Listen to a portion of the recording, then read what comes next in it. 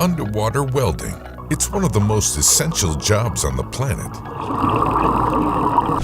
When an oil platform, underwater pipeline, dam, or even ship needs repair, a select group of men and women are called on for this special task. It can be an incredibly dangerous line of work. So what does a day in the life of an underwater welder look like? Well, it depends on where the job is. Underwater welders who work inland start their day pretty much the same as any other person. They get up, get ready, then head off to their workplace, which could be at a lake, river, or dam. Common tasks here include salvage, rescue, as well as the maintenance and repair of facilities such as docks. Once they've rendered their 8 hours at work, they're free to go home. But for any underwater welder working offshore, it's a very different story. They may spend months at a time deployed at sea to oil platforms or large marine vessels. Due to the essential nature of their work, they often work grueling hours too. Offshore underwater welders might work an 80-hour work week, but exhaustion is often the least of their concerns.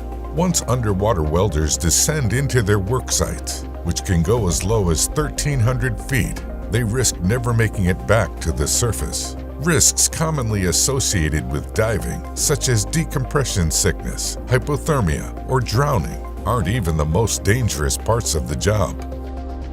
Yes, drowning. No matter how much training or experience an underwater welder has, the risk of drowning is always going to be lurking around the corner. This is due to delta P, or differential pressure hazards. That's when two bodies of water of differing water levels intersect and create a massive pressure difference, generating huge amounts of force, up to hundreds of pounds of pressure per square inch. If the connection between the high pressure and low pressure bodies of water is small, the diver can get trapped in the bottleneck of the flow and drown. Underwater welding at temperatures of 10,000 degrees Fahrenheit and above causes the hydrogen and oxygen in the water molecules to separate. If the proportion of hydrogen to oxygen reaches a certain level, it can lead to an explosion. Even minor explosions have enough force to result in fatalities due to the water density and the danger of shock waves.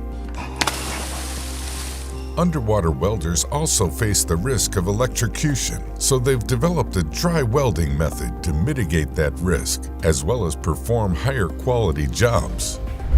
In dry hyperbaric welding, the weld is performed at raised pressure in a chamber filled with a gas mixture and sealed around the structure.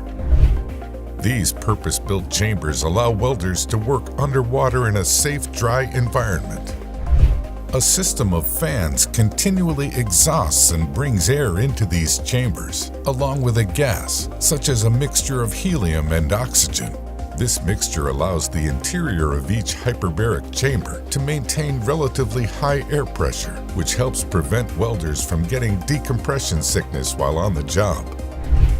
But hyperbaric chambers take time to set up, can be quite expensive, and aren't generally reusable. This means that when urgent emergency repairs are needed, underwater welders have to resort to what's known as wet welding. In underwater wet welding, the cables are double insulated and only direct current is used as a power source. Waterproof electrodes have a thick material called flux on their outsides. As the electrode burns, chemical changes produce a gas bubble around the arc which protects the weld. As the diver moves along the seam, they leave behind a metal liquid called slag. It covers the top of the seam so that the weld has time to cool properly. Underwater welding requires not only a high level of skill, but nerves of steel.